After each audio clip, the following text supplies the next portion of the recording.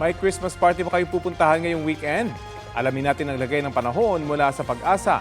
Makakausap natin si Munir Baldomero, weather specialist ng Pag-asa. Magandang tanghali sa iyo.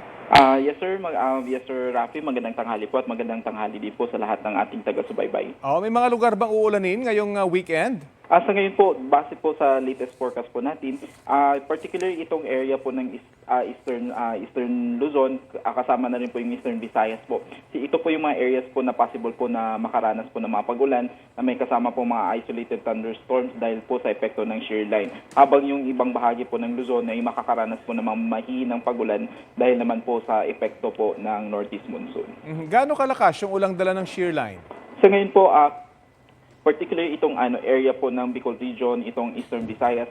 So makakaranas po tayo ng mga moderate to at times heavy rains dala po ng shear line, habang yung mga areas po na hindi po affected ng shear line ay maaari lang po makaranas ng light to moderate rains po. Sa mga aakyat sa Baguio, pwede pa bang lumabig ang panahon doon?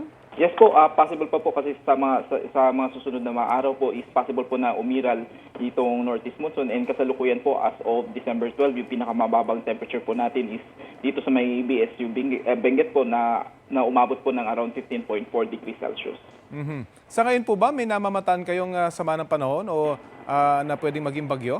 Yes po, sa ngayon po wala po tayong na-monitor na mga cloud cluster or formation po ng LPA sa loob at labas ng ating Philippine Area of Responsibility. Ngunit nung last Wednesday po naglabas po tayo ng TC threat potential na possible po mga second week po ng after po nitong week na to, yung next week po is possible po na meron po tayong formation po ng low pressure area, pero mababa po yung chance na mag-develop po ito into a tropical depression po. Pero dahil nga sa localized thunderstorms, dapat maganda pa rin sa ulan ng ating mga kababayan. Yes, maraming salamat sa iyo. Maraming salamat po, sir. Si Pag-asa Weather Specialist Munir Baldomero.